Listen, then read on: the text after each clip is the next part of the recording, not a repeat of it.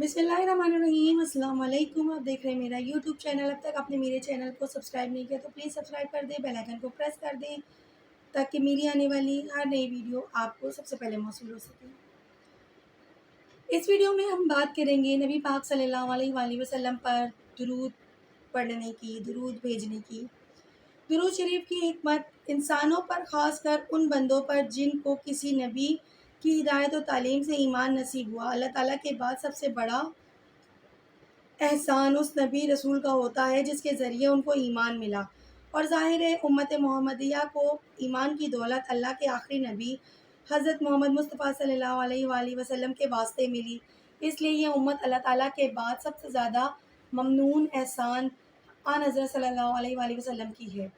پھر جس طرح اللہ تعالیٰ جو خالق و مالک اور پروردگار ہے، اس کا حق ہے کہ اس کی عبادت اور حمد و تسبیح کی جائے، اسی طرح اس کے پیغمبروں کا حق ہے کہ ان پر درود و سلام بھیجا جائے، یعنی اللہ تعالیٰ سے ان کے لیے مزید رحمت، رفع درجات کی دعا کی جائے۔ درود و سلام کا مطلب یہی ہوتا ہے، اور یہ دراصل ان محسنوں کی بارگاہ میں عقیدت و محبت کا ہدیہ، وفاداری، نیاز کا نذرانہ اور ممنونیت و صفاس گزاری کا اظہار ہوتا ہے، ورنہ ظاہر ہے کہ ان کو ہماری دعاؤں کی کیا احتیاج، بادشاہوں کو فقیروں اور مسکینوں کے ہدیوں اور تحفوں کی کیا ضرورت۔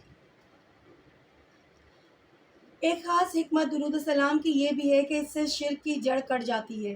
اللہ تعالیٰ کے بعد سب سے زیادہ مقدس اور محترم ہستیاں انبیاء علیہ السلام کی ہیں، جب ان کے لیے بھی یہ حکم ہے کہ ان پر درود و سلام بھیجا جائے، یعنی ان کے واسطے اللہ سے رحمت و سلامتی کی دعا کی جائے، تو معلوم ہوا کہ وہ بھی سلامتی اور رحمت کے لیے خدا کے محتاج ہیں، اور ان کا حق اور مقام عالی بس یہی ہے کہ ان کے واسطے رحمت و سلامتی کی دعا کی جائے۔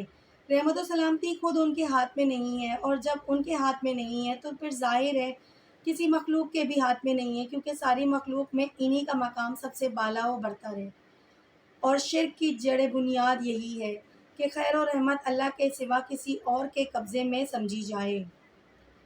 اللہ تعالیٰ نے رسول اکرم صلی اللہ علیہ وسلم پر درود بھیجنے کا حکم فرمایا ہے۔ سورہ احزاب میں اس آیت میں تحمید کے ساتھ بتایا گیا ہے، اللہ تعالیٰ کا خاص لطف و کرم ہے اور اس کے فرشتے درود بھیجتے ہیں ان انبیاء پر۔ اے ایمان والوں، تم بھی درود و سلام بھیجا کرو ان انبیاء پر۔ حضرت کعب بن عجزہ رضی اللہ عنہ، جو ایک صحابی بیت رضوان میں سے ہیں، راوی ہے کہ ہم نے رسول اکرم صلی اللہ علیہ وسلم سے سوال کیا، عرض کیا، اللہ تعالیٰ نے تو ہم کو بتا دیا کہ ہم آپ کی خدمت میں سلام عرض کرتے رہیں، یعنی اللہ تعالیٰ کی طرف سے ہم آپ کو تشہد میں سلام آپ پر بھیجیں۔ اب آپ ہمیں یہ بتا دیجئے کہ ہم آپ پر صلوات درود کیسے بھیجیں۔ آپ نے فرمایا، یوں کہا کرو، اللہم صلی علی محمد وعلی آل محمد۔ اے اللہ، اپنی خاص عنایت اور رحمت فرما حضرت محمد پر اور حضرت محمد کے گھر والوں پر، جیسے تو نے عنایت اور رحمت فرمائی حضرت ابراہیم پر اور ان کے گھر والوں پر۔ تو حمد و ستائش کے لائق ہے اور بزرگی و عظمت والا ہے۔ اے اللہ، خاص برکت نازل فرما محمد پر اور حضرت محمد کے گھر والوں پر، جیسے کہ تو نے خاص برکت نازل فرمائی حضرت ابراہیم اور ابراہیم کے گھر والوں پر۔ تو حمد و ستائش کا حقدار ہے اور عظمت و بزرگی والا ہے۔ اس روایت سے صراحتاً معلوم ہوا کہ صحابہ کا یہ سوال نماز میں درود شریف پڑھنے کے بارے میں تھا۔ گویا یہ بات معلوم ہو چکی تھی کہ درود کا خاص محل نماز ہے۔ اس کے علاوہ حاکم نے مستدرک میں یہ سند ارشاد کی ہے، آدمی نماز میں یعنی قعدہ و اخیرہ میں تشہد پڑھتا ہے، اس کے بعد رسول اکرم صلی اللہ علیہ وسلم پر درود بھیجے، اس کے بعد اپنے لیے دعا کرے۔ حضرت عبداللہ بن مسعود رضی اللہ عنہ نے یہ بات حضور اکرم صلی اللہ علیہ وسلم سے سننے کے بعد فرمائی۔ وہ اپنی طرف سے کیسے کہہ سکتے تھے کہ تشہد کے بعد نماز کو درود شریف پڑھنی چاہیے، یعنی نماز میں درود شریف پڑھنی چاہیے۔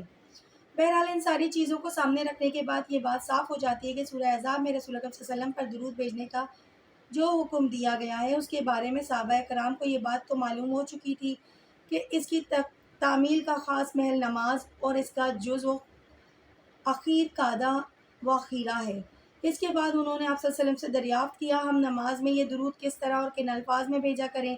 بس اسی کے جواب میں آپ صلی اللہ علیہ وسلم نے یہ درود ابراہیم تلقین فرمایا جو ہم اپنی نمازوں میں پڑھتے ہیں۔ سبحان اللہ۔